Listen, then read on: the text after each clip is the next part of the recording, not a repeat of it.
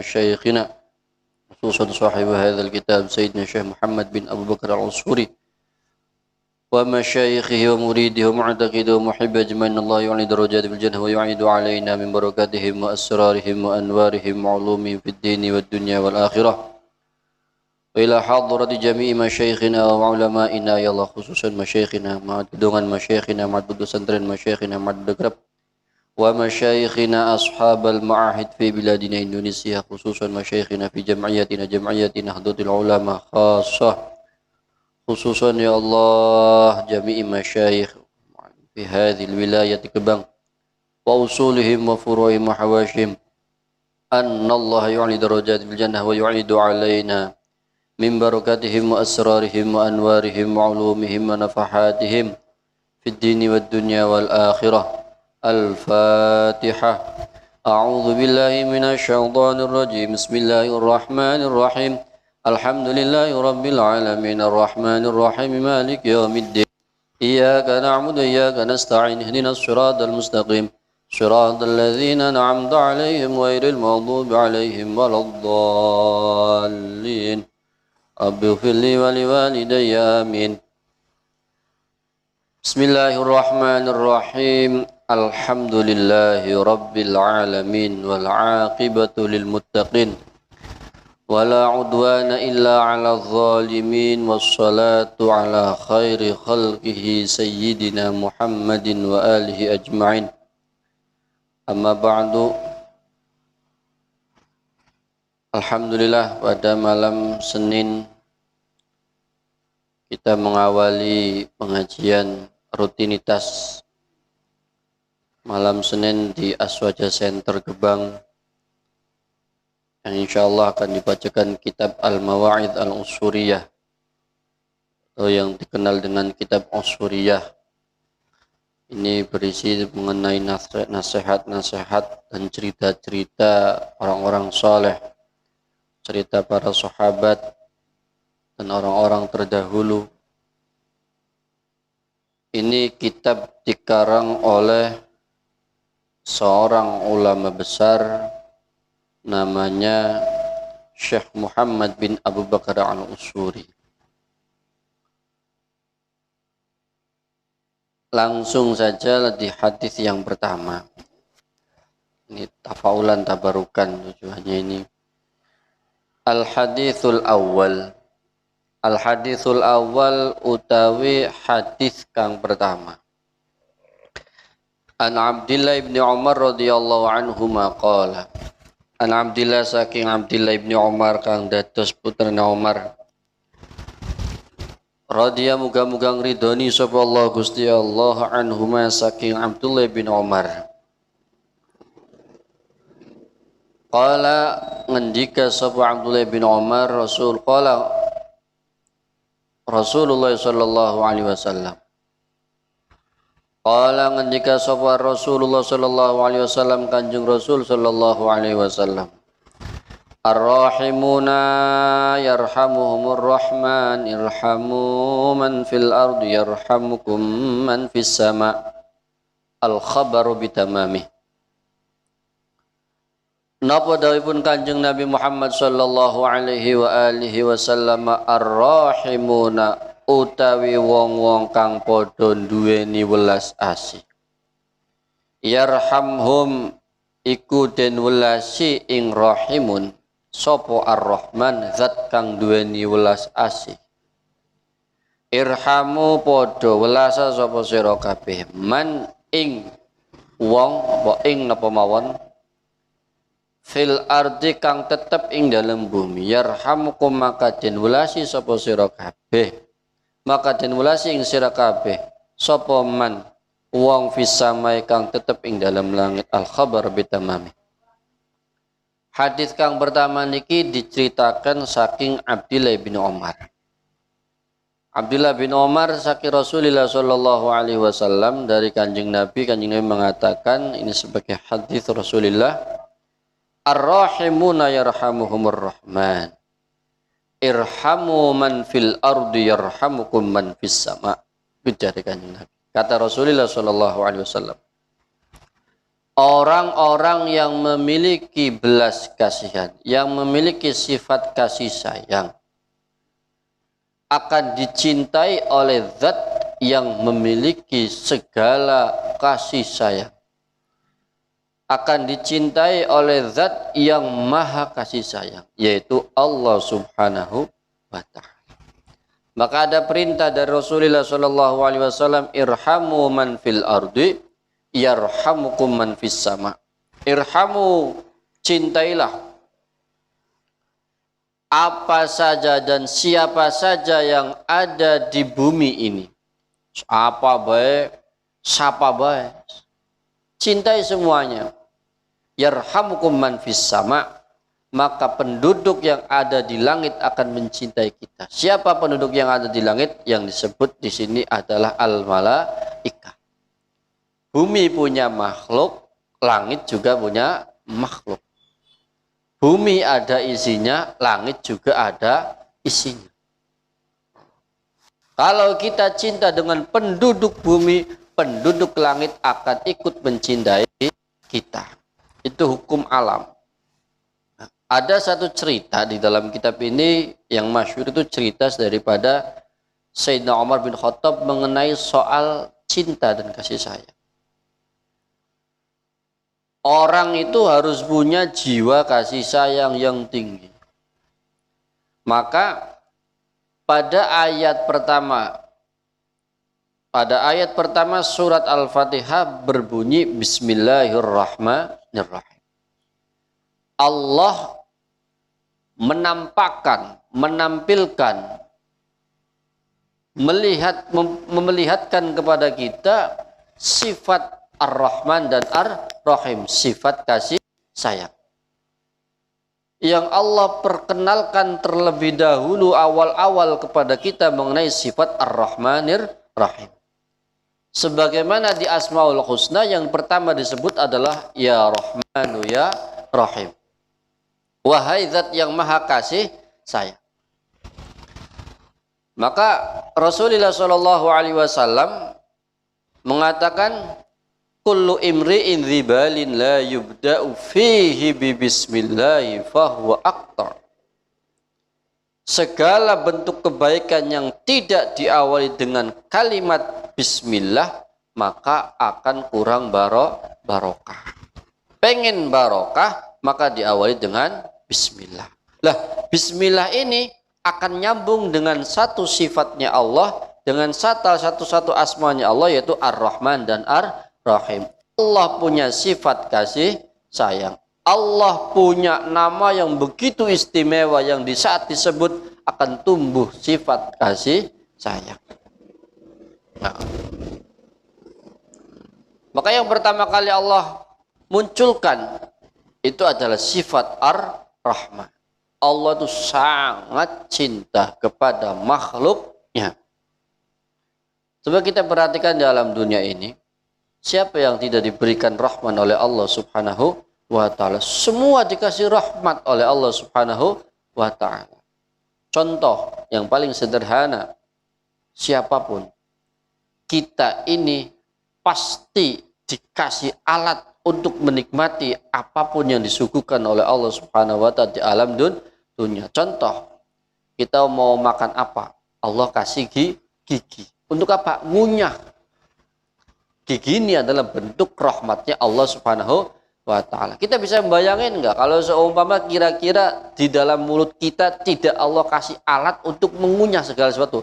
Langkah untune. Ayo. Angel kan mangane? Ompong.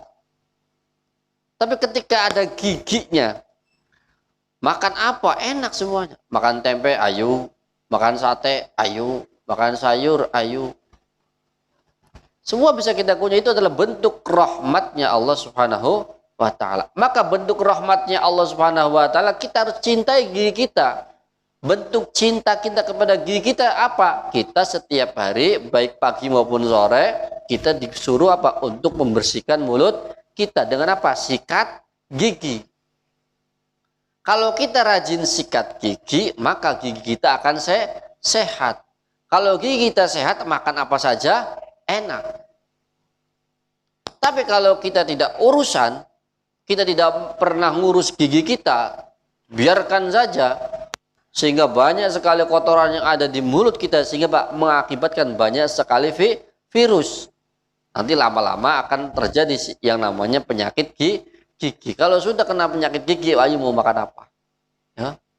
Kena es, sakit. Kenapa? Karena kita tidak punya rasa kasih sayang terhadap gigi kita. Itu baru satu. Nah, ini kembali kepada satu cerita.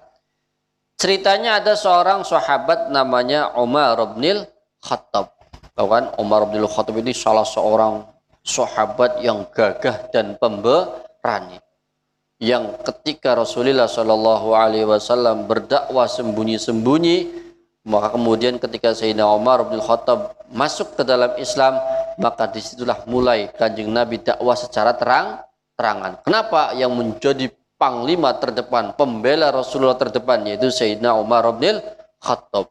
Gagah, berani, jagoan, wah, keren pokoknya. Makanya apa? Salah satu dawuhnya Sayyidina Umar yang paling terkenal itu apa? Siapa yang berani mengganggu Rasulullah Shallallahu Alaihi Wasallam, maka istrinya akan kubuat janda, maka akan kubuat anaknya sebagai anak yatim. Maksudnya apa? Penggal. Oh, saking apa kok? Saking pemberaninya. Siapa yang berani mengganggu Rasulullah, maka akan berurusan dengan Sayyidina Umar. Panglima. Harus pemberani. Tapi segitu hebatnya Sayyidina Umar, segitu gagahnya Sayyidina Umar, Sayyidina Umar punya hati yang begitu lembut. Punya apa? Hati yang begitu lembut. Sangat mencintai makhluknya Allah Subhanahu wa ta'ala. Ini ada satu kisah. Ada satu cerita. Ketika Sayyidina Umar bin Khattab jalan-jalan lah, lagi jalan-jalan, sekolah melaku-melaku, keliling-keliling. Di tengah perjalanannya Sayyidina Umar melihat seorang anak kecil sedang mainan burung. Dolanan manuk. Disebut di sini namanya burung emprit, bahasa Arabnya usfur. Omongan yang sederhananya itu adalah Sayyidina Umar lagi jalan-jalan ngelihat anak kecil sedang mainan burung. Arane ge bocah. Arane ge bocah. Manuk dicekel-cekel ya, diremet-remet. Apa? Remet. Berarti apa? Suwe-suwe bakalnya mati. Apa? Bakalnya mati. Oh. Timbul sifat rahmannya Sayyidina Umar, sifat belas kasihnya Sayyidina Umar, melas karoma manuk. Akhirnya anak kecil tersebut dirayu oleh Sayyidina Umar. Ini cerita yang anu saja dibikin paling mudah. Dirayu oleh Sayyidina Umar. Istilahnya, sini nak burungnya, tak beli sama bapak, tak beli, dibayarin, harganya mahal, tak mahalin, kasih uang nih, kasih uang ya, burungnya dikasih, burungnya, anak kecilnya dikasih uang, sini burungnya. Ketika anak kecil kan bakal kasih uang kan seneng loh, seneng, anak kecil kasih uang seneng. Akhirnya burungnya dikasih kepada Sayyidina Umar bin Khattab, anak kecil itu pulang. Bawa uang, seneng kasih uang. Lantas burung ini kemana? Diterbangkan oleh Sayyidina Umar, biar terbang bebas. Oh, terbang, sana terbang. Burungnya terbang. Oh itulah. Kenapa? Ini burung kalau terus-terusan dimainin sama anak kecil, mesti burungnya mati. Biar tidak mati, dibeli. Terbang. Oh, ingat cerita burungnya terbang. Lantas kemudian suatu hari Sayyidina Umar bin Khattab itu wafat. Wafat itu meninggal dunia. Orang-orang penasaran. Ada sahabat yang gagah pemberani, yang galaknya luar biasa, pengen ngerti. Pengen apa? Ngerti. Pengen ngerti Sayyidina Umar mendapatkan keistimewaan apa di sisi Allah Subhanahu wa ta'ala.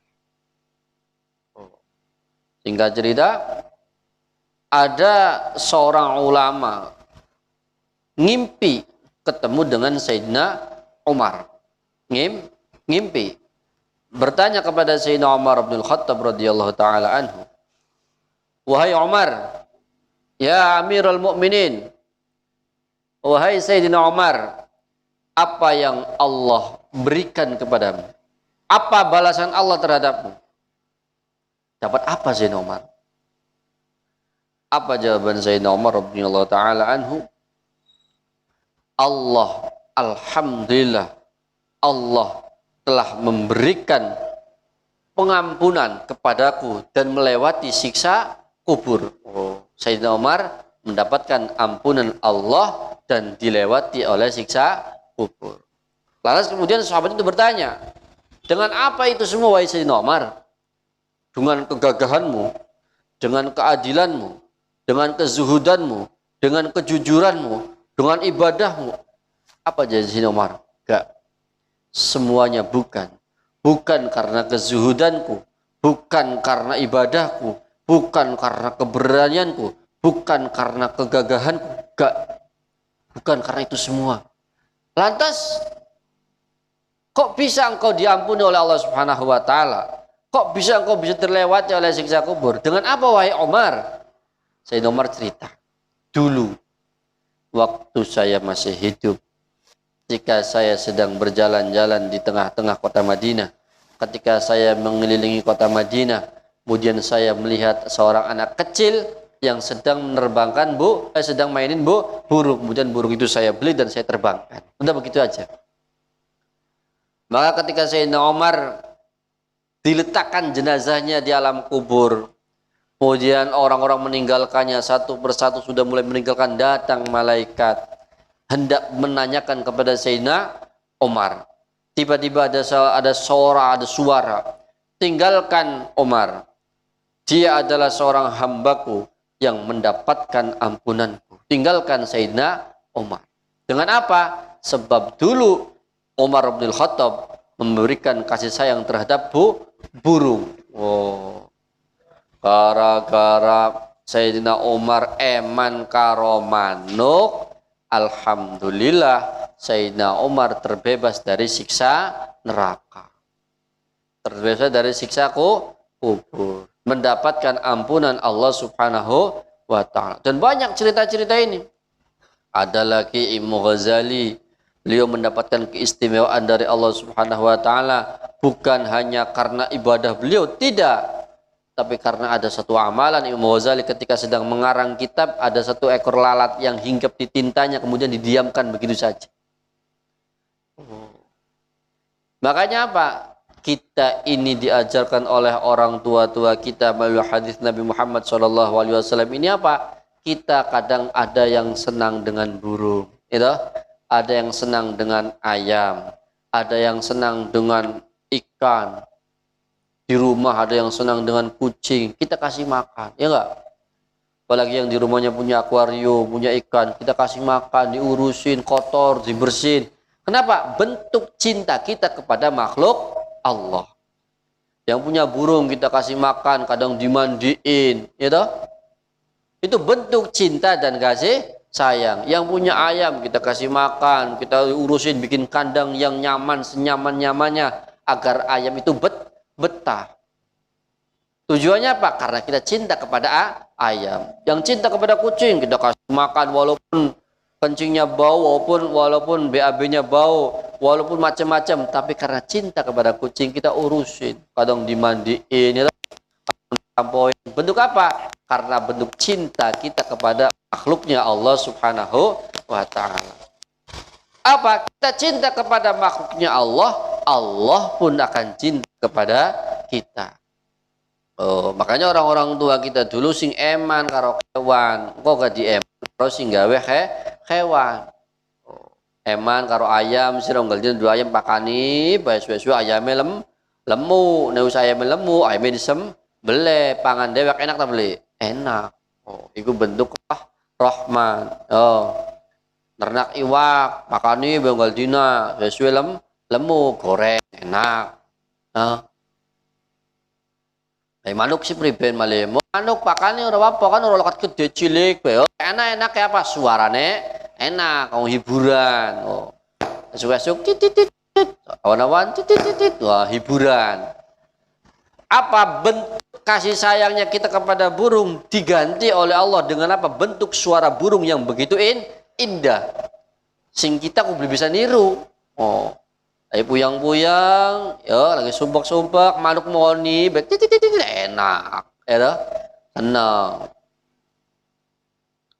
Malam-malam berisik, wah berisik tadi sing ora seneng, oh sing seneng, oh, balik-balik, begal-begal, tak sekolah, PR akeh, oh deleng kucing lucu, seneng, koyona, ya, bentuk cinta kasih sayang. Jadi sekali lagi, ar-rahimuna yarhamuhumur rahman, irhamu man fil ardi, yarhamukum man fis sama. Siapa yang cinta kepada makhluknya Allah Subhanahu wa taala, maka Allah akan cinta kepada kita. Oh, sing seneng karo makhluk Gusti Allah. Loh, ini satu bukti apa? Kita tidak boleh membedakan siapa. Semua makhluknya Allah layak dicintai dan tidak layak dibenci. Harus kita cintai. Nah, ini yang paling sulit. Langsung hadis yang kedua. Al-hadits tsani, oh sudah cerita akeh, cerita singkat-singkat Pak. Al-hadits tsani an Ibnu Mas'ud radhiyallahu anhu maqal. Qala Rasulullah sallallahu alaihi wasallam, al-fajir ar-raji rahmatallahi aqrab ila Allah taala minal 'abid al-muqnit. Al-fajir utai wong kang lacut, ar-raji kang ngarep-ngarep rahmatullahi ing rahmate Allah, iku aqrabu luwi parek ilallahi maring Allah taala minal abid saking wong ahli ibadah al-muqnit iku kang mutus saking rahmate Allah subhanahu wa taala. Apa manane? Jare Kanjeng Nabi niki hadis saking Ibnu Mas'ud radhiyallahu taala anhu, orang fajir-fajir itu orang yang ahli maksiat. Kayak gampang ngomong wong nakal. Wong apa? Nakal. Fajir itu bahasa yang sederhananya wong nakal. Cebadeg, cebadung. Nah, wong angel diatur. Orang yang fajir, orang yang lacut tapi masih punya harapan pengen mendapatkan rahmatnya Allah, itu jauh lebih dekat dengan Allah daripada orang yang ahli ibadah tapi suka memutus rahmatnya Allah subhanahu wa ta'ala. Oh.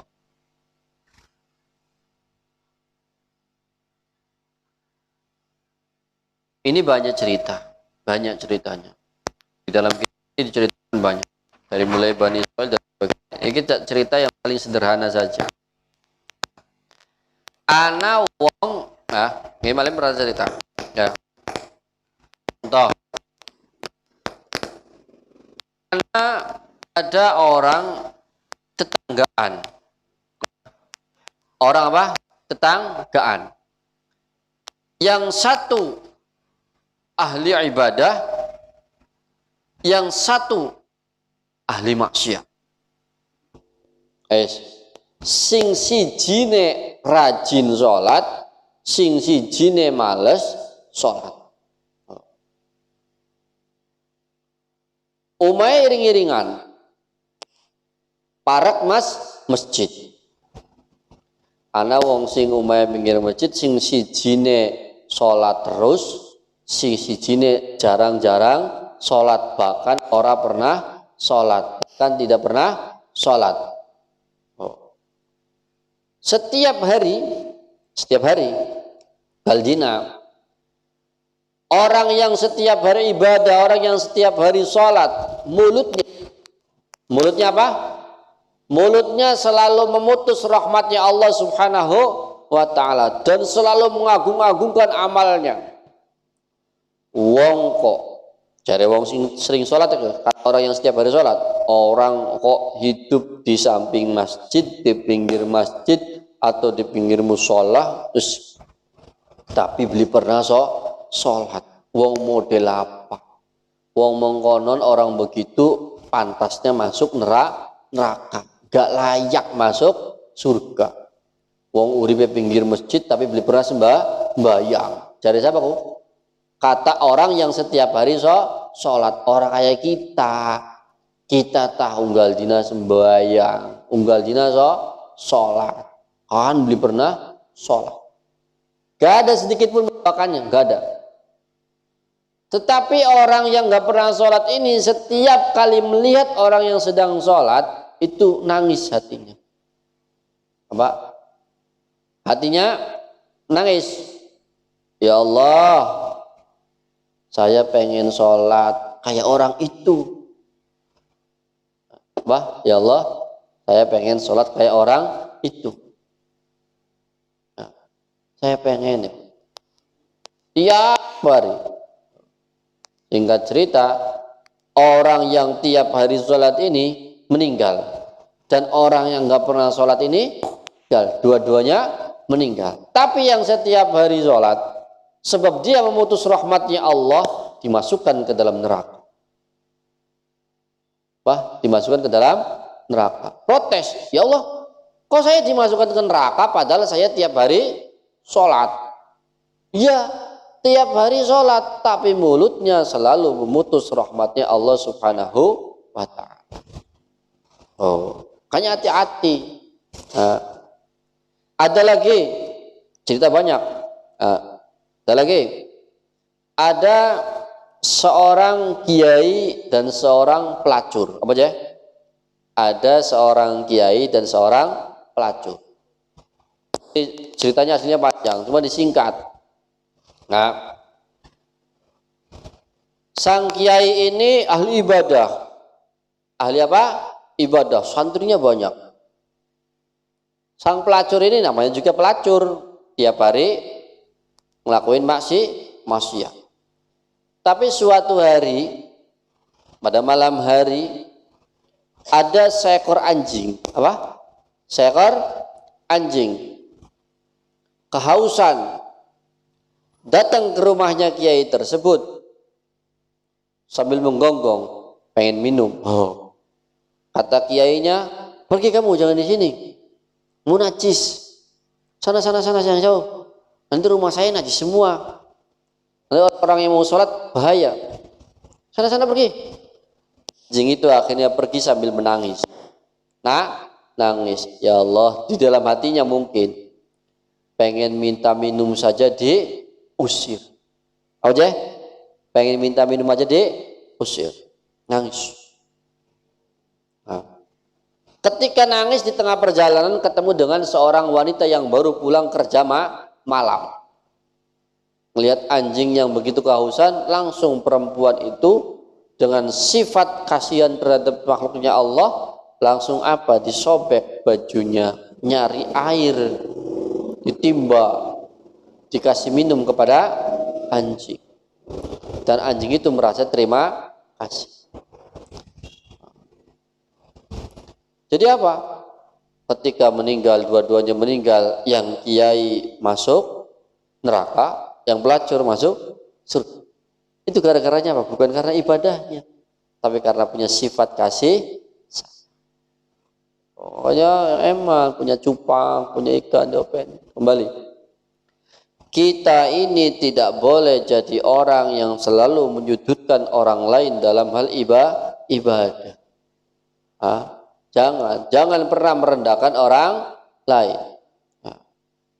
Kita tak sholat baik, kita tak ngaji baik, kita tak ini, dia mah nggak pernah. Pasti setiap orang punya amal yang tersembunyi dan amal itu mungkin baik di mata Allah Subhanahu wa ta'ala. Kita KPK, kita semua belum tentu baik, lebih baik daripada orang lain. Punya sejarah masing-masing dan punya cerita masing-masing dan punya masa depan masing-masing. Makanya nggak boleh kita memutus rahmatnya Allah Subhanahu wa ta'ala. Yang semangat. Ini tak kasih trik. Ini baca dua hadis. Apa? Gini triknya. Trik ibadah biar kita semangat ibadah. Biar kita jangan sampai punya jiwa yang putus asa terhadap rahmatnya Allah Subhanahu wa ta'ala. Khususnya santri-santri dengerin. Nggak apa-apa kita belajar terus, belajar. Walaupun setiap hari kita belajar masih bodoh. Tapi harus punya husnudzon kepada Allah. Harus yakin kepada Allah Subhanahu wa Ta'ala. Gak apa-apa hari ini kita masih bodoh. Insya Allah besok pinter. Ya. Besoknya lagi belajar bodoh lagi. Gak apa-apa bodoh. Yang penting insya Allah besok pinter. Terus dibangun. Nah, Contoh lagi, jangan sampai kita ini lah orang-orang kayak model kita percuma sholatnya orang diterima, jangan. Nah, orang-orang kayak kita percuma sodakonya juga nggak diterima oleh Allah, jangan. Itu namanya mutus rahmatnya Allah. Yang bagus gimana caranya? Ada triknya tuh. Contoh, kalau kita subuhnya kesiangan, duhurnya jangan sampai ketinggalan. Kalau zuhurnya masih ketinggalan, asar jangan sampai kelewatan. Terus, nah, ya Allah saya subuhnya kesiangan. Mudah-mudahan zuhurnya tidak kelewatan. Ya Allah saya subuh kesiangan, zuhur kelewatan. Mudah-mudahan asar tidak ketinggalan. Ya Allah subuh saya kesiangan, zuhur kelewatan, asar ketinggalan. Mudah-mudahan nanti maghrib tidak kecapean. Terus semangat pengen mendapatkan rahmatnya Allah Subhanahu wa Ta'ala. Biar apa? Biar kita semangat ibadah kepada Allah. Ya, nggak apa-apa, terus dilatih agar kita punya husnudzon, kita punya prasangka baik kepada Allah Subhanahu wa Ta'ala. Kayak jangan pesimis dan berdoa. Nih, ini sekaligus nanti nyambung pada kitab Qasinah. Di kitab Qasinah dibahas begini. Cong, sekarang rata-rata kalian usianya mungkin antara 14 atau 15 tahun. Rata-rata, gitu, atau ada yang 12. Nah, doa dari sekarang. Doa itu seperti nanam pohon. Seperti apa? Nanam pohon. Tidak ada ceritanya biji atau apapun baru ditanam langsung berbuah, gak ada. Tidak ada. Langkah ceritanya tidak ada ceritanya bayi ceprot langsung bisa ngomong, gak ada. Gak ada ceritanya bayi ceprot langsung bisa lari. Karena bayi ceprot layu kabur. Gak ada, ya. Balik, doa itu seperti pohon, ceplok, ya, disiram, dirawat, dipupuk, macam-macam. Doa cuma dari sekarang. Doa, ya Allah, saya pengen jadi anak yang soleh. Ya Allah, saya pengen jadi orang pintar. Ya Allah, saya pengen jadi orang alim. Ya Allah, saya pengen kaya. Ya Allah, doa. Dan gak boleh berhenti, terus berdoa dibaca. Kenapa? Semakin banyak kita membaca doa kepada Allah, akan semakin tinggi pohon itu. Kok bakal pohon wis dhuwur, wiwitan wis gede, engko bakal metu buah-buahan. Oh, sudah pengen sukses dongane sing ngocak kiyen. Nah, dongane sing awet kiyen donga. Oh. Jadi doa itu adalah bentuk kita sedang menanam pohon, supaya apa? Kelak ketika kita sudah mulai akan dengan kebutuhan yang banyak, pohon itu sudah berbuah. Oh, karena aja lokat pesimis, aja pesimis. Oh, kita tahu wong bodoh, kita tahu wong miskin, kita tahu saya orang ini. Jangan pesimis. Kita harus apa? Optimis. Seperti apa? Kita harus punya jiwa yang benar-benar pengen mendapatkan rahmatnya Allah Subhanahu wa Ta'ala. Makanya ada satu ayat, qul ya ibadilladzina asrafu la taqnatu mir rahmatillah.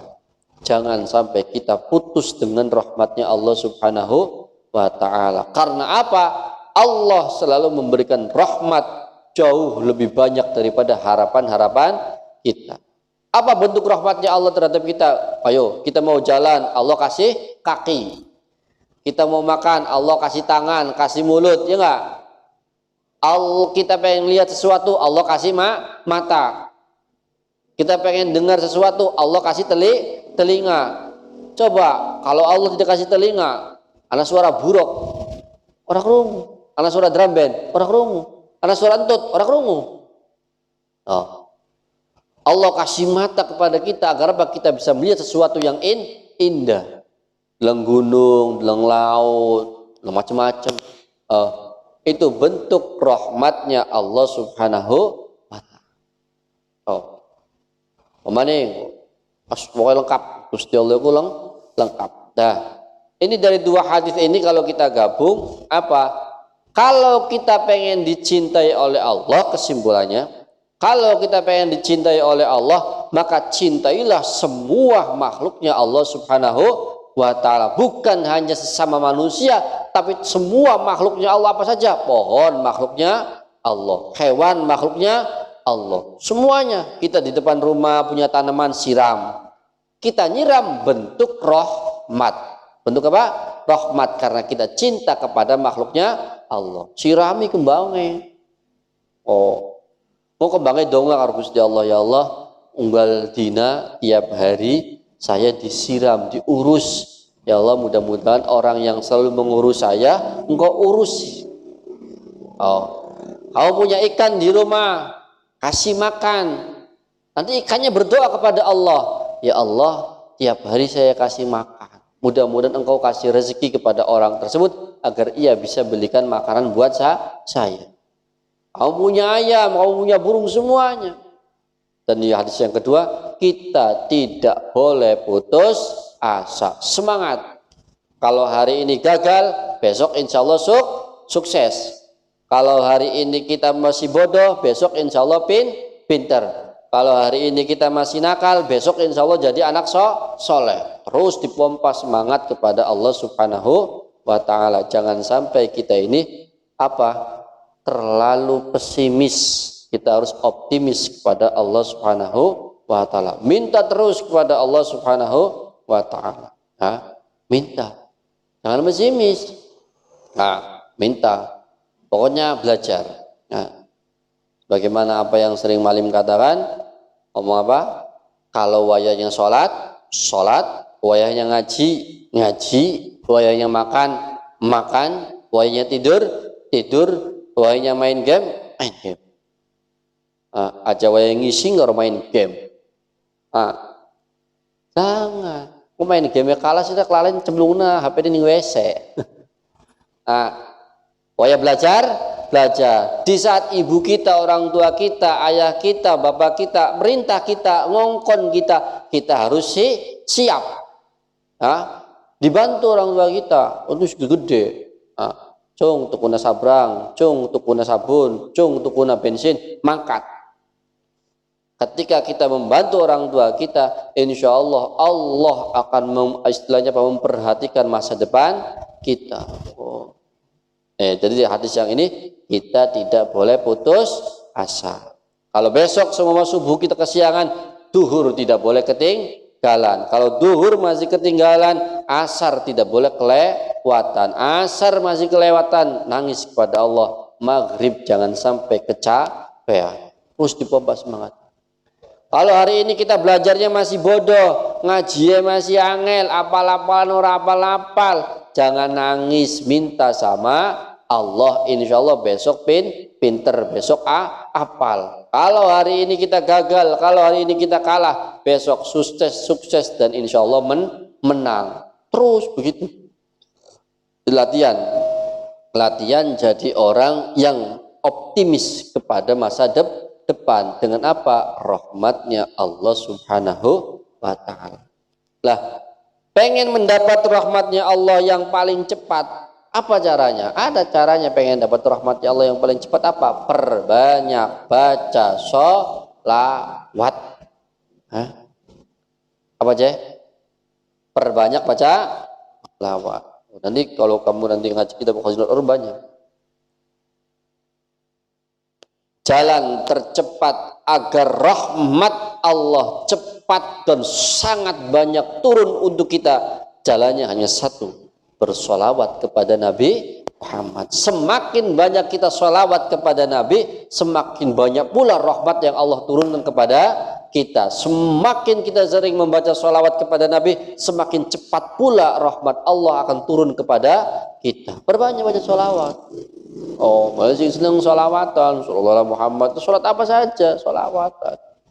Nah, mudah-mudahan dengan kajian yang singkat ini, dua hadis ini, kita belajar apa?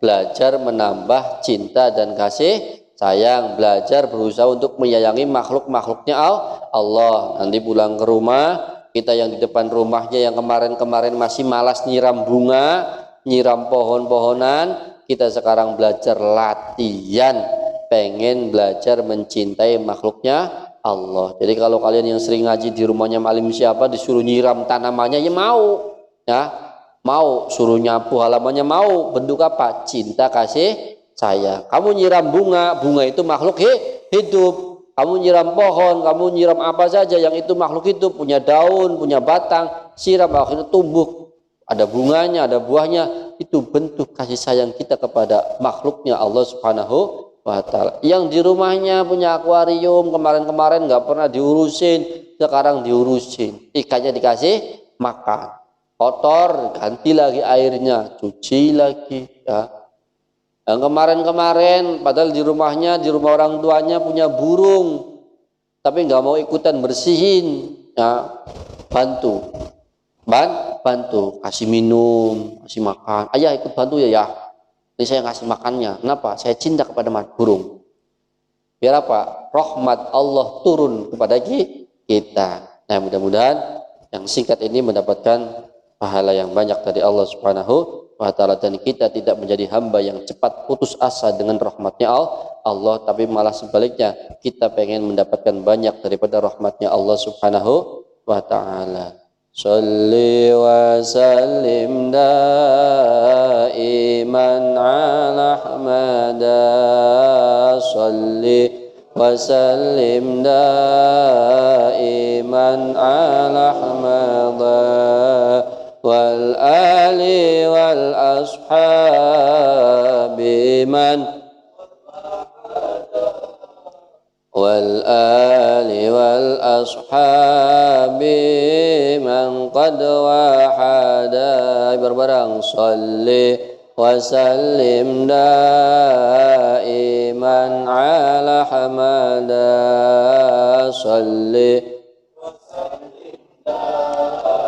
iman ala hamada, wal ali wal ashabi man qad wahada, wal ali wal ashabi man. Al-Fatihah.